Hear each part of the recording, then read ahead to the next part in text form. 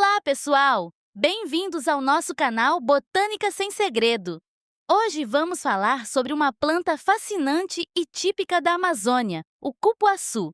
Vamos explicar como funciona a fisiologia desta espécie, que é muito importante, tanto economicamente quanto biologicamente, e por que ela é tão bem adaptada ao ambiente amazônico.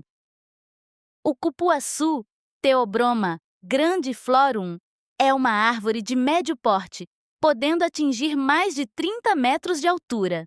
Ele pertence à mesma família do cacau, Malvaceae, e apresenta folhas grandes e frutos ovais, com casca marrom e uma polpa branca bastante aromática.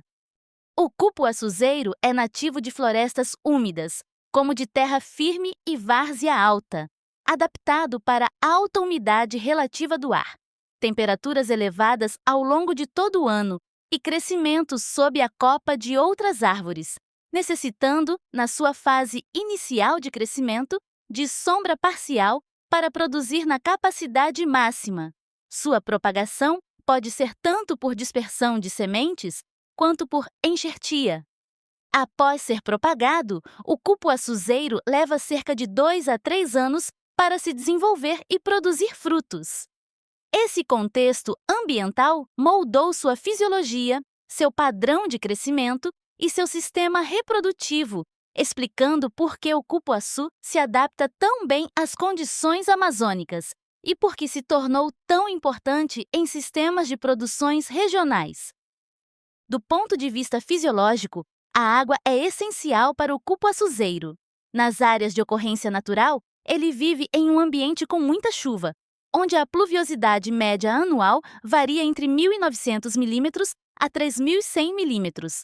A umidade relativa do ar fica, em média, entre 77% a 88%, mas também enfrenta períodos mais secos, geralmente em torno de 2 a 3 meses.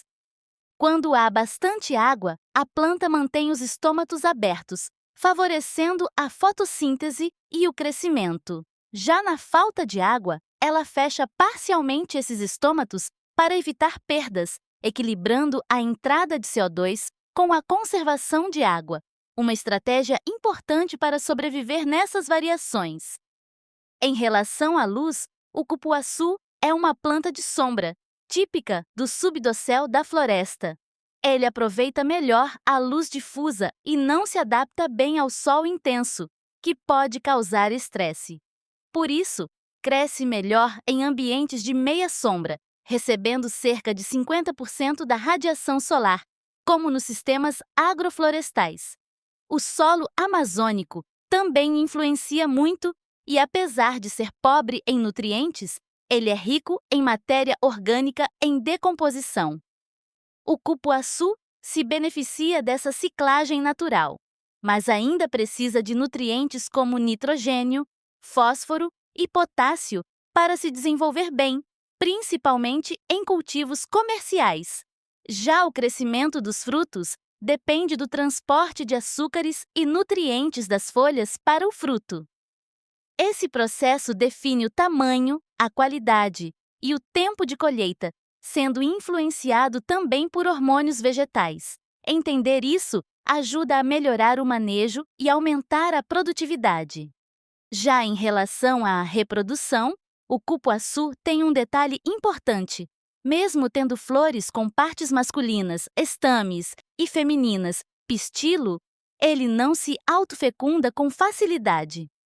Muitas vezes, a própria planta rejeita seu pólen, precisando de outra para formar frutos. Isso é ótimo para a natureza, porque aumenta a diversidade genética e ajuda a espécie a se adaptar melhor ao ambiente. Por isso, a produção de frutos depende muito dos polinizadores. Na Amazônia, os principais são pequenos besouros e abelhas sem ferrão, que conseguem acessar a estrutura da flor. Quando há poucos insetos ou em períodos de muita chuva, a polinização diminui e a produção de frutos também cai. Em plantações, esse problema pode ser resolvido com polinização manual. Isso mostra como o cupuaçu depende diretamente do ambiente amazônico e da relação com os insetos para se reproduzir bem. O cupuaçu tem grande relevância econômica, ecológica e social na região amazônica. O fruto é usado para a produção de polpa, sucos, doces e sorvetes, enquanto as sementes fornecem manteiga e podem originar produtos semelhantes ao chocolate, como o cupuleite, além de insumos para cosméticos.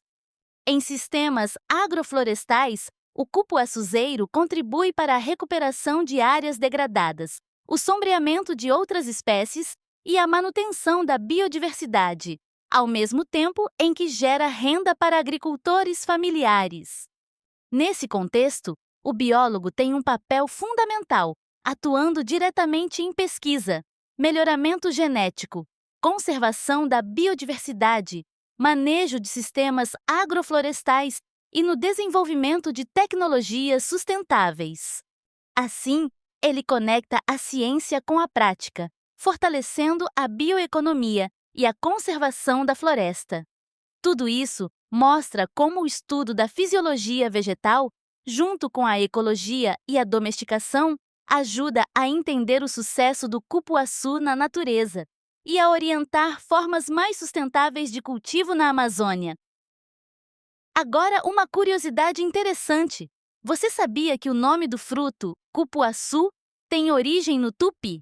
Ele vem de cupuaçu, onde cupu significa que parece o cacau, e o açu significa grande. Ele é uma espécie domesticada pelas populações indígenas do Médio Alto Rio Negro há mais de 5.000 anos. Antes, acreditava-se que o cupuaçu era uma espécie nativa, ou seja, que ela ocorria de forma natural nos locais onde se distribuía. Gostou de aprender mais sobre o cupuaçu? Então já deixe o seu like e se inscreva no canal para não perder os próximos conteúdos aqui no Botânica Sem Segredo. Até a próxima!